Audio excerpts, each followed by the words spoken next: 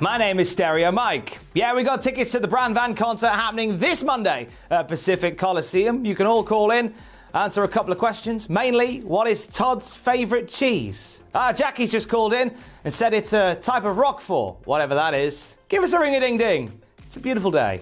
Here is your wrestling news. A top SmackDown star has signed a new WWE contract. 5 Retribution members have been revealed, and an unusual stipulation match has been added to Clash of Champions. We'll talk about it in a bit. So you see the writing on the wall. Not my words, the words of graffiti artists. And the words of Jeff Hardy's theme song from back in the day, No More Words. And that theme song was important in WWE re-signing Jeff Hardy. Yeah, Jeff is back on the books with WWE, re-signing a brand new contract with them. He let that slip during an interview with BT Sport. They were talking about Jeff's plans for the future and feuds that he wants to have. And he started talking about his walkout music, his theme music. And he mentioned No More Words, which was his singles theme music from his run around sort of 09. And he said, quote, "When we get in front of a crowd again,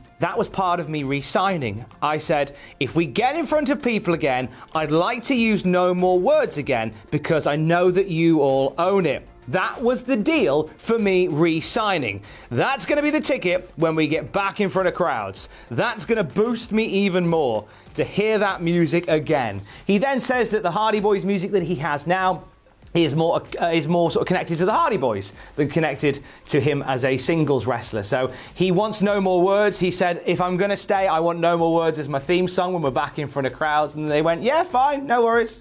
Sign away. So that was the deciding factor in Jeff Hardy staying with WWE. It was down to his walkout music. And if that was the big pushing point between the parties, of course you'd say, yeah, come out to what you like. Jeez, come out to the Birdie song for all you like. That'd be weird. Don't do that. Jeff Hardy re-signing with the company once again, so he's staying with WWE for a few more years. He'll probably be there for a long time, to be perfectly honest.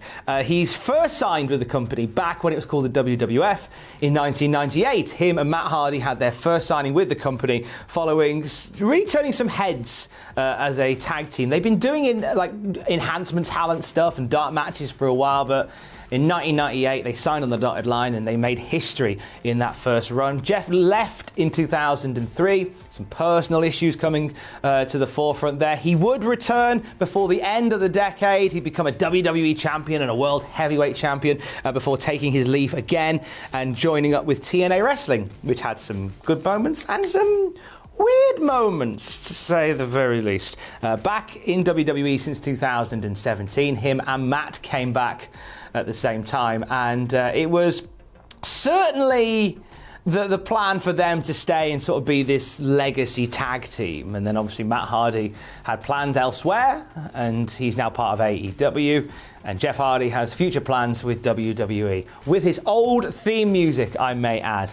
Now, whilst Jeff's time in WWE hasn't always been smooth sailing, be it injury issues or personal issues, he's very much part of the plans going forward for Friday Night SmackDown, it seems. Taking a look at last night's episode of Monday Night Raw, we saw a little bit more of Retribution, didn't we? We saw their eyes. Oh, look at all those eyes staring at us. Some lovely eyes in that setup. John Pollock of Post Wrestling has confirmed what a few of us had clocked following looking at the old eyes of those guys there, that we have some official members of Retribution to reveal this morning. Dio Madden, Mia Yim, Shane Thorne, Mercedes Martinez and Dominik Dijakovic are all part of Retribution. Now that is a pretty interesting lineup of people for Retribution. Mercedes Martinez just was on NXT last week in a losing effort to Rhea Ripley, but the way that all ended with Mercedes Martinez does suggest that she's done with NXT. It was a clean loss to Rhea Ripley. It was Robert Stone putting in a restraining order against Mercedes Martinez and binning her off from Robert Stone brand. It does give her room to move on elsewhere. With Mia Yim, last time we saw Mia on NXT was a clean loss to Shotzi Blackheart, which kind of suggested that Yim was on her way to do other things. We haven't seen Dominik Dijakovic on NXT since he got beaten into a fine powder by Karrion Kross just before TakeOver 30. When it comes to the other members of that group, Shane Thorne did a little bit of stuff on NXT, was starting a tag team with Brendan Vink, very briefly associated with MVP, before that all went a bit quiet. Dio Madden, we saw him pop up on Raw Underground recently, but before that, the last time we saw him was being battered by Brock Lesnar. So all of these guys, there is some storyline reason for them all coming together. There is this feeling of, I mean, the story has always been like they've been pushed to one side in the company, and certainly with guys like Shane Thorne and Dio Madden, there is that conversation that you can have with like Mercedes Martinez and Dijakovic. There's a story to be told with those guys as well, looking to make fame and fortune through Retribution. I'm glad that we're finally getting some wheels in motion on this storyline. There was a concern that it was just going to stagnate a little bit, but we'll talk about it a little bit more on Raw Graded. It's on the Cultaholic YouTube channel a little later on today. The reigning WWE United States Champion Bobby Lashley has been talking to TV Insider and suggested a return to mixed martial arts. He said, quote, "I'm fighting until I can't fight anymore. I just had a conversation with the bare knuckle fighting championship guy. We discussed going out there and doing a bare knuckle fight. I still have an agreement with Bellator. I always thought I'd find my way back to WWE, so when I signed my Bellator contract, I had an out clause for the WWE. It said if WWE alone offered me a contract, they would relieve me from the Bellator contract. Scott Coker, the Bellator president, is an amazing guy. The fact that he gave me that contract was just incredible. But since he gave me it, I still have fights with Bellator and can fight with them, which is a really good thing." Bobby Lashley still very much has an itch to scratch as part of the mixed martial arts world, it seems. And I think he could be one of those guys akin to a Brock Lesnar that could end up dipping between the two. I feel like he's got that pedigree. Maybe this is how we get to Brock Lesnar versus Bobby Lashley. That needs to happen in our lifetime, does it not? The Ring of Honor Pure Championship tournament is underway. I'm really excited to see the Pure Championship back in professional wrestling. This was a big part of Ring of Honor in the very early days. It was something that really set them apart. It was a championship that was built around technical wrestling in a very smash mouth era of the sport. This was something that took it back to its roots. So it's good to see it back once again. And last night, the Pure title tournament began. We saw Jay Lethal beating Dalton Castle in 13 minutes and Jonathan Gresham beating Wheeler Yuta in 10. We're going to see Lethal face either David Finlay or Rocky Romero, and we will see Gresham face either Delirious or Matt Sydal in the next round. We could potentially see the Ring of Honor Tag Team Champions going at it at the end of the Pure Championship tournament, which would be an interesting story to tell. And finally, let's look ahead to Clash of Champions, which is next weekend. I know, 2 whole weekends without wrestling pay-per-views.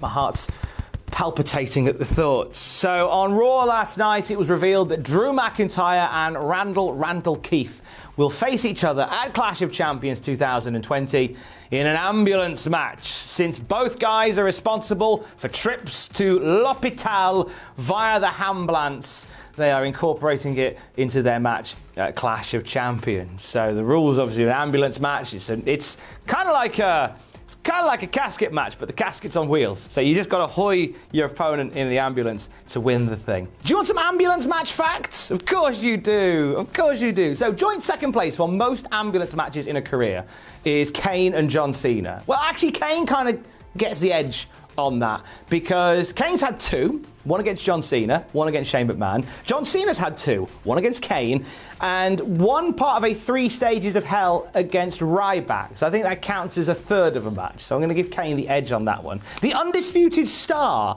of the ambulance match, though, is Mike Awesome, who has had 6. All that took place in the year 2000, at least 4 of them in the same month.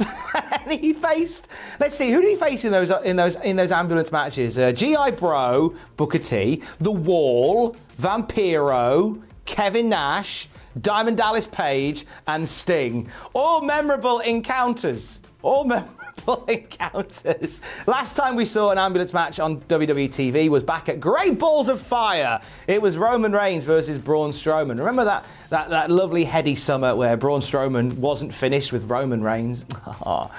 Great days. So ambulance match are going to be part of Clash of Champions a week from Sunday. So this is how the card shapes up. As well as that ambulance match, we're looking at a Universal Championship match between Roman Reigns and Jey Uso. Enjoying the build to that on SmackDown right now. It's really good stuff. Nikki Cross challenging Bayley for the SmackDown Women's Championship. I'm glad they are keeping Bayley and Banks away from each other in a wrestling capacity. Keep that till Mania. Stave that off to WrestleMania, we'll all be happy. And Shayna Baszler and Nia Jax defending the WWE Women's Tag titles against the Riot Squad. More to be announced, I'm sure, over the next week or so. And more news to come later on today. Our second news video with Jack is coming up. There was possibly an injury that took place on Raw. There was a bit of a botchy moment on Raw, and Jack is going to give us some details on that a little bit later on today, plus a former champion in WWE training for an in-ring return by the looks of things. Jack will tell you that later. I'll leave that with Jack to do that with you. Stay safe. Love you, bye.